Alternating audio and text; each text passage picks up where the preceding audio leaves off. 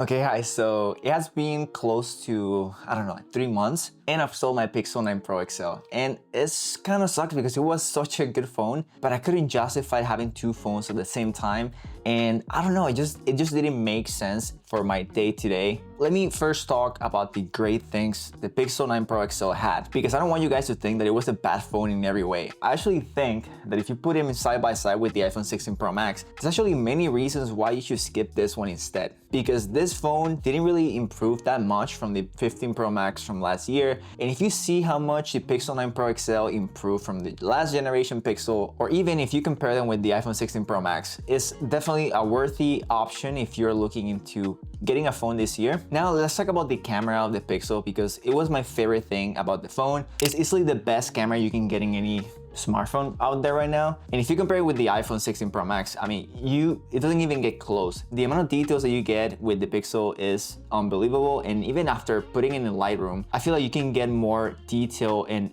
editing with the Pixel than what you can get with the raw pictures of the iPhone. For people that don't like editing photos, even out of the camera, the Pixel 9 Pro XL provides the best quality in between the two, in my opinion. When it comes to video, obviously the iPhone is king because you have ProRes log, and even though honestly most people don't really care about this feature, since I think the most used feature of a camera is the photos, but if you care about video and you're a video enthusiast, you probably should get the 16 Pro Max instead, which is the reason why I decided to keep this one, but I'll get into that in a little bit. The Pixel 9 Pro XL also has the best AI experience in between the two. After using Apple Intelligence for, I don't know, like a few months, I would say, I don't know if I'm impressed. There's something really in the Apple Intelligence features that I can say, oh, look how amazing this is. It's very basic AI, honestly.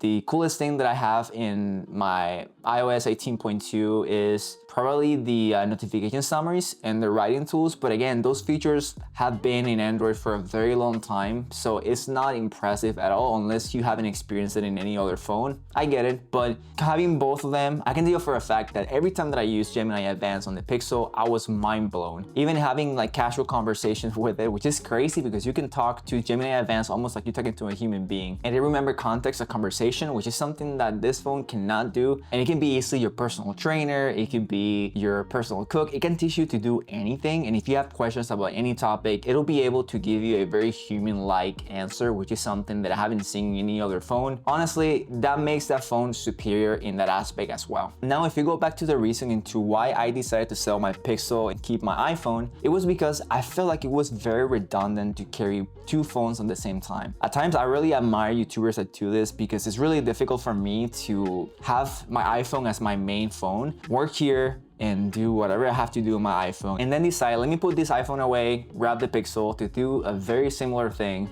just navigate social media, take photos and all that stuff. But the difference between them, even though it was significant, it didn't make sense for me to carry both phones because it was tedious, even though one was for business and one was for personal stuff. And even though the Pixel, as I said before, is superior in many ways, I couldn't enjoy that phone as much because my main SIM remains on my 16 Pro Max. And I know I could have just changed my main SIM from my iPhone 16 Pro Max to the Pixel, but this is my main phone where I deal with a lot of my creating content aspect of things as well. I don't know, it's more convenient for my day-to-day to use the iPhone, even though I know for a fact that the Pixel is better in many other ways. Saying this, I've learned from this experience of having two phones that whenever I get an Android again, I will for sure commit to the experience, and I will try to put my iPhone away completely, if not even get it at that point, because having two phones simultaneously doesn't make much sense, at least for me. The next time, either for the Pixel 10 Pro XL or the Samsung S25 Ultra, I may completely replace my iPhone with that phone because it's the only way I can truly experience it and enjoy as it should be, which is obvious, but that's how I ended up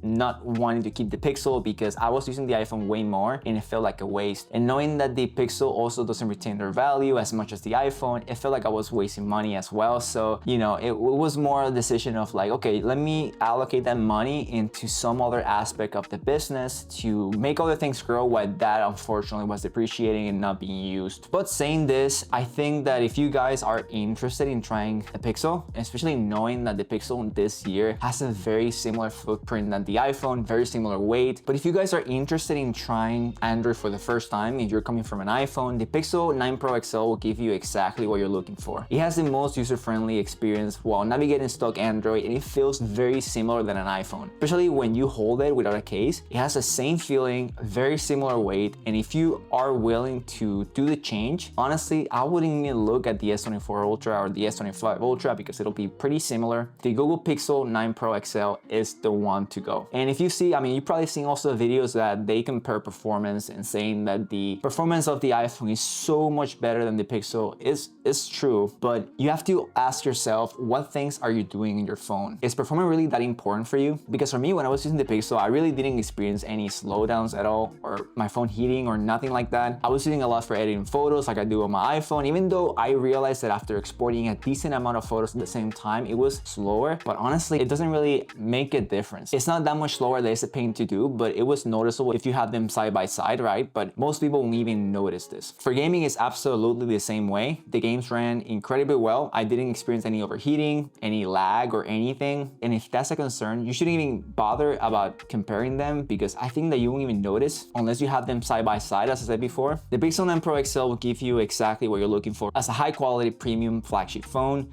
but for me, unfortunately, this time I decided to keep my iPhone. We'll see what happens next year. I may actually decide to fully switch, but it's always a fun experiment. But even if you're an Apple fanboy and you have, what's it called, like the whole ecosystem like I do, not a fanboy-ish, maybe a little bit, but I don't know. I don't consider myself an Apple fanboy like that because I like to switch every now and then, but it's always fun to try something new because iPhone don't really change too often. And when you look at them, you experience almost the same experience year after year with minimal upgrades. But something like this that works so well, you know, it's really hard to think how much can you improve it to make it better. Honestly, in what aspect your phone really limits you? How much more powerful do you want it to be? I think that at this point, you know, we have plateau in tech and it's really difficult to find improvements overall. I mean, you guys have seen it in every other company, Samsung, Google, and Apple, and the other ones as well. The improvements that you see year after year are very minimal. Besides more AI, better photos, better videos, better battery,